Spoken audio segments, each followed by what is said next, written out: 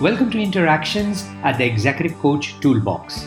In this series, we talk with leaders from all walks of life to gain insights and wisdom that will help us develop mastery, both personal and professional. This episode, we talk to Rashma Raveendra, who is a Senior Director of a large IT services company.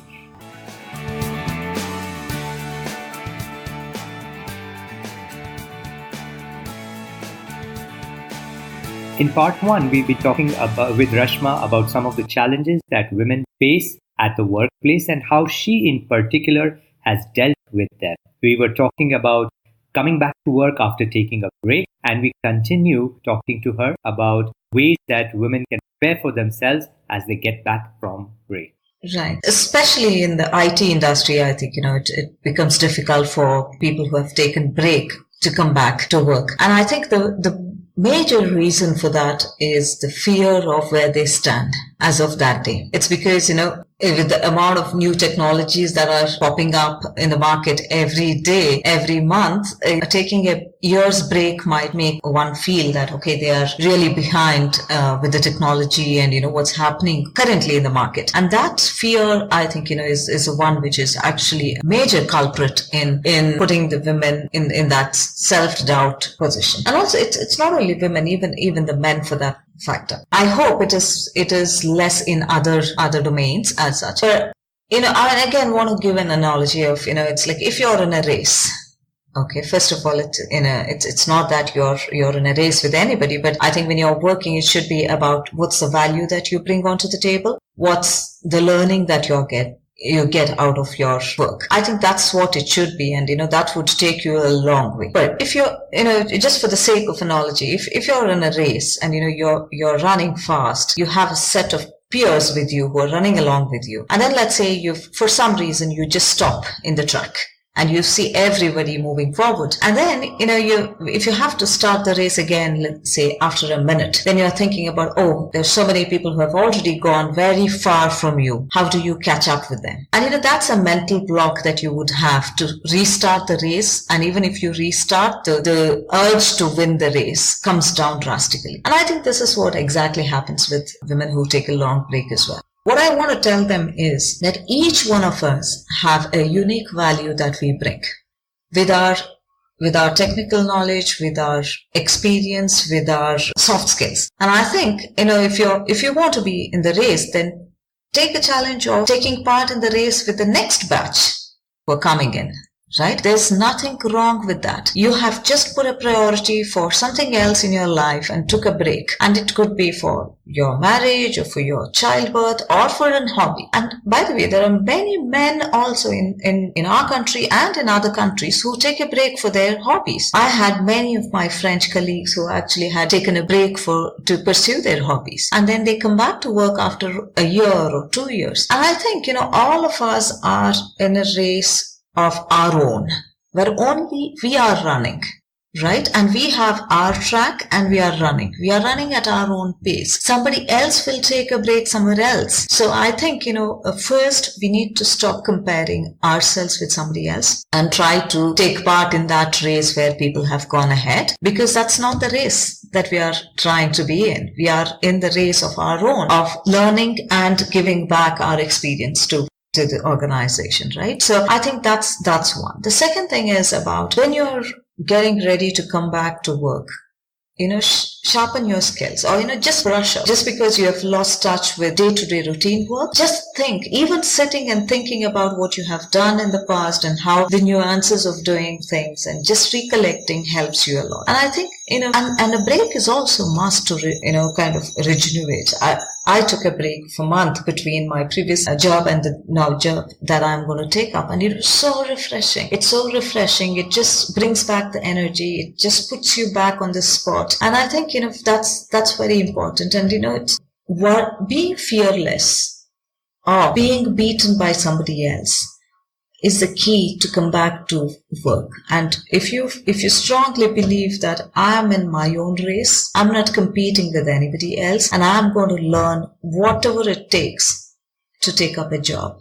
And I also think that, it's more like when you take on a new role that you are not very familiar with. And, if you get that opportunity, you would take it. right? And you would learn on that job. If you're confident of learning and doing, you would do that. And I think it's a similar thing. It's like cycling. If you learn cycling once, you will never forget that for the rest of your life. And if you have learned how to work and how to write a piece of code, and then technology is another piece of technology that you need to learn. And I think it's not a big deal. One of our women listeners has said that at the workplace, men tend to project more confidence than women do. It seems that women don't have the confidence that men seem to project. Could you speak to this a little bit? Thanks for asking that question. Again, I would like to, bring one situation when I had, where, in my organization, we were about to embark on a new product, and it needed a role which was created newly. And I had around 5 candidates. 4 of them were women and 1 was a male candidate within our organization. So I knew all 5 of them. All 5 of them were very capable. In fact, a couple of the women candidates were much more experienced and apt for that role. And I called each one of them and I told them that there is this challenging role and this is very important for the organization. This is like a make or break role for our new product that's coming up. And I said, would you be interested to take up? What would be your guess? How many people opted for it and who opted for it? Just the man? Absolutely. And the male candidate had half the experience that's required for that job. And out of the 4 women employees, 2 of them absolutely were overqualified to pick that. But it was very important for the organization. And I think, it would have been a cakewalk for them. But, the fact that it was a very highly visible role, and also the amount of impact that it has on the upcoming product, and it was about to be launched and so on. Somewhere it is again what you mentioned, self-doubt about will I be able to do it? Or, do I want to take up that responsibility? And I think that's exactly the point we should be talking about, and also helping the women to take up that kind of an opportunity. So many times I've also read examples of that as well. When a male candidate is there, even if they qualify 50%, they feel they are the right candidate for that, and they would market them accordingly. Whereas, with women candidate, even if they are 90% capable, or 90% skill set that they already have, another 10% that they have to learn, they doubt themselves. And I think it's about the checklist that you are going with and the mandate that you put for yourself. If you say that, okay, if I have to take up that opportunity, all the skill sets required should be checked. It's not going to happen. It's not going to happen because there are some things that we will have to learn on the job and make the right decisions, take the right calls, and do the right things. And also there are so many peers around you who are going to help you as well. And I think you should be willing to take that risk. You should be prepared to put forward. There was an article written by Chetan Bhagat about Indian women who were stressed out the most in the world. And he tells according to him, the reason is because we want to be excelling in everything. Whatever role that we take, from day one, we should be the A performers.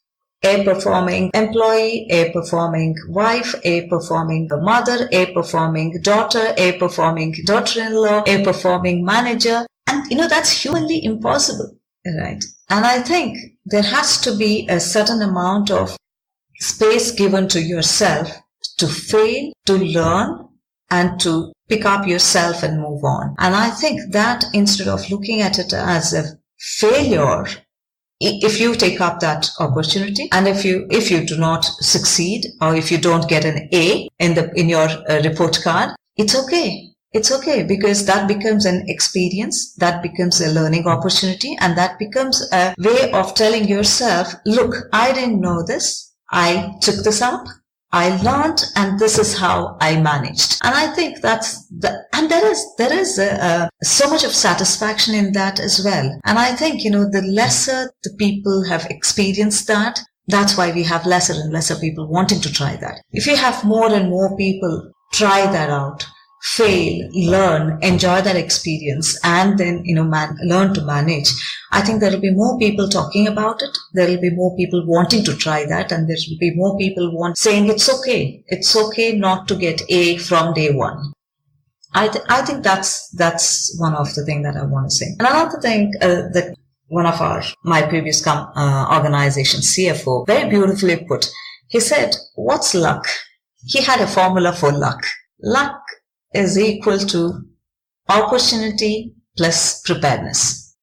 When you have an opportunity, and if you're really prepared well for that, that's when you strike a luck. So many people say it's like, luck, that person was lucky and it just happened. It's just because they were a little better prepared, right? So better prepared with more courage, better prepared to take on the risk, better prepared to have the failure to the impact of the failure is to learn rather than, really fall down. I think that's the key. That's the key. So Rashma, how can women actually start developing or gaining this self-confidence?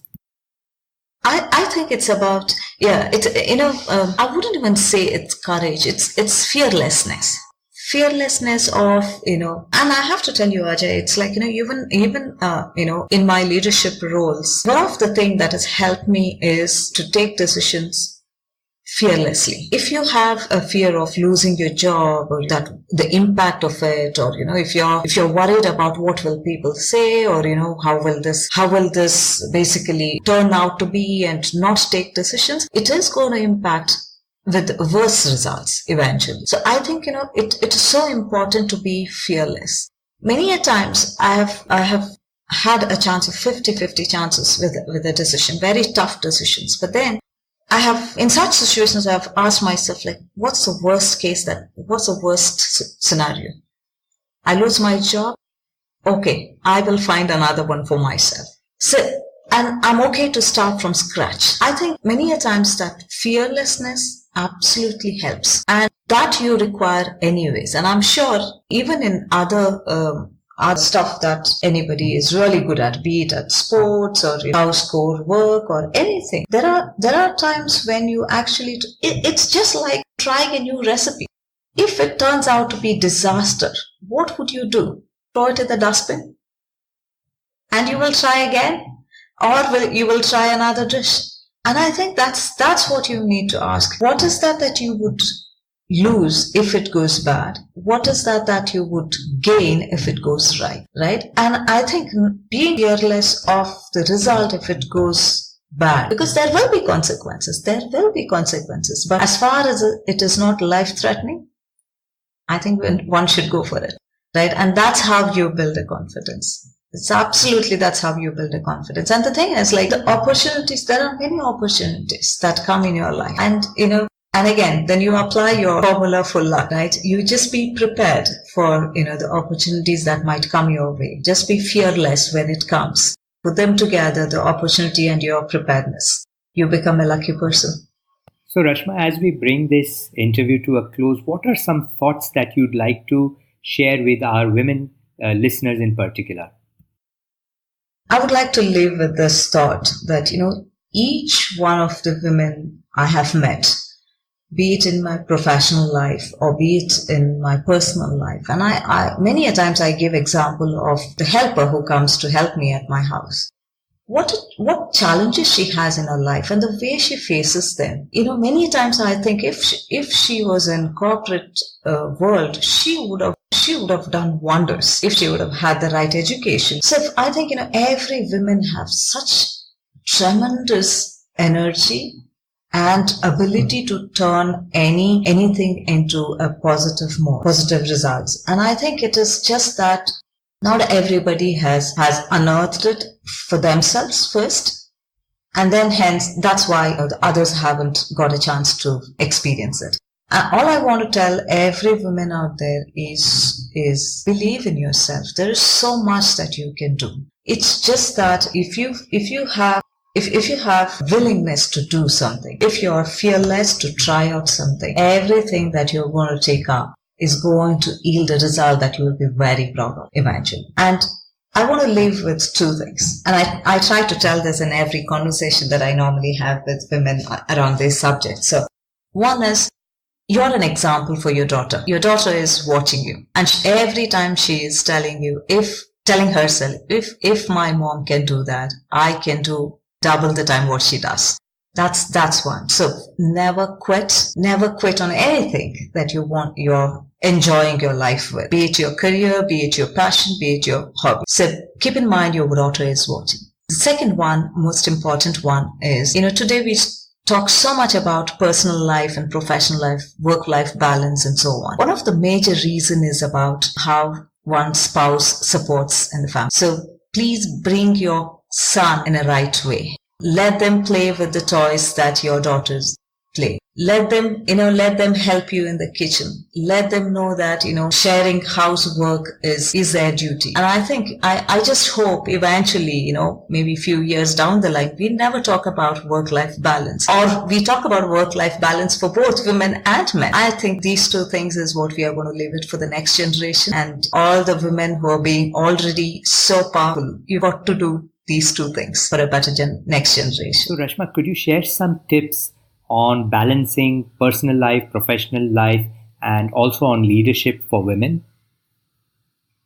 But you know what? Yeah, at the end of the day, Ajay, I think, all of us, we just impact every person who's around us, be it at home or at work, right? So there have been many times, there was one question which probably we couldn't get to, is about how the personal life and the professional life goes along, right? It's so important that, you have peace at your personal life. Right? It impacts, it shows up at your workplace and vice versa as well. And many a times I tell the managers in my organization that, how you treat your team member is so important, because when they go back home, they show that frustration on their spouse, and that grows. The next day they come back to office with a grumpy face. And these all are there is a book which is The Ideal Team Player, which talks about, 3 essential things that you need: humble, hungry, smart. For a leader or for a team member to be successful, you've got to have these things, and you're treating everybody around with respect and being hungry for success or wanting to do good things for the organization and the people. And of course, smartness comes handy everywhere, right? So, but I think you can never separate personal life and professional life. A person you carry it everywhere, wherever you go. And then it just emulates, it just emulates. And when I left, I had written a mail to everybody. I said that as my farewell gift, I want individual emails from all of you. If you could write that for me. And many people wrote mails for me. And it's so beautiful to read them, because everybody were talking about the conversations that we had had. And they had something to tell me about was how I treated them, how I listened to them. And I was thinking nobody spoke about the product that we built together, or nobody spoke about the deliveries that we had achieved. I think at the end of the day, what matters is how we have had fun together, working together, how we have treated each other, isn't it? And I always say, when we exit a company, or, when people decide to move, I think after some couple of years, if you can look eye into eye and work together again, I think you've had a fabulous work relationship before. You've seen yourself grow and change over these many years.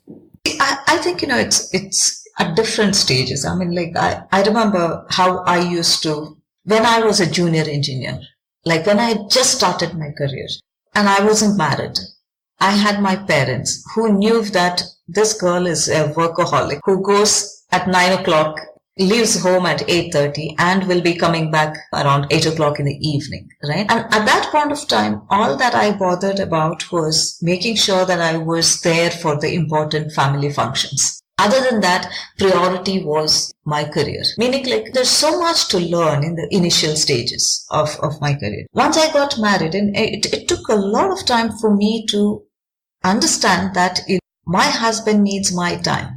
I did have my own struggle as well to understand that. But once I understood, it became that evenings and especially the weekends, that there is a way that I would work, and it slowly started changing my work time. And I also became better in time management. That was very nice to see. And when I had my first child, I thought that, my God, now how am I going to manage? Because, I have only 24 hours a day. And suddenly I realized that the work 16 hours that I took to do my job, I could do it in like 12 hours. And then 11 hours, 10 hours, I was as effective. And probably, I want to tell you this, Ajay. And I had married in those 9 years. I had 2 children. So if you see, my peak of my career was actually when I got married and when I had my 2 children, right? And I think what has worked is having a child, and having the second child, I thought that, okay, now it's going to be double, but actually it turned out to be 4 times. Having a second child is like not that easy, It turned out to be 4 times, but then I became much more efficient, and also whatever I learned while taking care of a child, I could apply that in my professional life. And what I learned in professional life, I could apply that at home with my helpers, with my maids, with my cook, all of that. And it was beautifully coming together. So if you're giving it a thought, I think the key is that you don't make it a chaos. When you look at it as a chaos, oh God, I got to make the dishes, I've got to prepare my breakfast, I got to prepare my lunch, and I have to take care of all of this household work, and then I have my office work, my calls, everything is jumbled up. Right? But if you actually put it in boxes, like, okay, this is how I'm going to manage my first 2 hours of my day. The next 2 hours this is how it is going to be. And in each of the chunk, there's going to be priorities. In the first 2 hours, the priority is family. And what I have to also tell you that I had told my assistant that no calls between 7 o'clock to 8:30 in the evening. I will not take any call. So if anybody is requesting, please give them any slot beyond these 2 hours. And those were sacrosanct time for my kids. And it is a quality time that I have to give it to my kids as they grow. And that's how it will be. Right? And if I have to compromise on that for something else, it better be really, really burning issues. Or if it has to happen only at that point of time, then I'm going to send a delegate. And I'm going to tell the person who's a meeting organizer saying that I will not be able to attend this time, and there will be a delegated person with all the knowledge that's required to take that call. And I would sync up with that person later on, right? So there are multiple ways how you can deal with it. So what I was saying was like, in early career, there is a different way of managing it. When you have a child, there's a different way of managing it. When your kids are teenagers or, preteens, you have a different way of dealing with that, right? So it's so much about thinking, and first to stand out of it and look at it as things to be done rather than in between chaos. So I think that helps. That helps. Oh, that's so powerful. Any other tips? Every day before I leave my office, so first of all, I plan my entire week. On Friday, I plan my next week. I look at my calendar and see how my week is to ensure that the morning family time, evening family time is taken care of. There are some days when, my kids need more time. And there are some days when my kids are taken care by other members in the family. That day I can give more time for my office work and so on. So I plan the entire week, the Friday evening, the previous Friday evening. And every day evening when I leave, the last thing that I do is look at my next day calendar to ensure it's in order. And all the urgent and important things are given the proper time. Because see, there are some things which are like, the important and the urgent things which need a lot of thinking and, and it can't be done in hurry or, it can't be done while you're driving and things like that. There are things which need absolute concentration, and I put them in the right time slot as well. And also there are some where, you just need to be in a listening mode. And at that point of time, maybe when I commute, I take those calls. So it takes a lot of planning. But it's not that, what I don't want to tell is like the planning itself is a humongous task. No. Once you start doing it, once you know which needs more concentration, which needs what kind of a skill set or, what kind of environment it needs, it becomes very easy for you to plan. Rashma, this is amazing. Thank you for all the insights that you have shared with us. I think it has been extremely helpful for all of us, especially our women listeners. Thank you so much, Ajay. Thank you so much. And I have to tell you, if I'm talking today here and if I have experienced beautiful tenure, beautiful, cherishable memory and enviable career so far, as you know, I've always given that credit to Lena and you. So there are two people who have molded me into is Lena and you. I think it takes a lot for one to become fearless and also to take on opportunities. And I think, I remember a few years back when Lena told me that, one day you are going to lead this site. I laughed out so loud. It's like, what are you talking, Lena? And then when I really took on that role, the first person that I thought of was Lena. I think that day what she did was she just broke that ice. She just broke that ice. And that thought of, I won't be able to do that. That's too far. I was one of those 45 women sitting in that room a few years back, right? And then I could relate with them on that day because, I was exactly in such situation a few years back. And I think Lena absolutely broke that glass for me. And that's it for today. Thank you for listening. Please connect with us on coachtoolbox@gmail.com. We'd love to hear from you. And don't forget to follow, subscribe, and review this channel. Details of our ICF-approved coach training programs and our services as executive coaches and coaching supervisors are on www.globalcoachtrust.org. See you in our next session.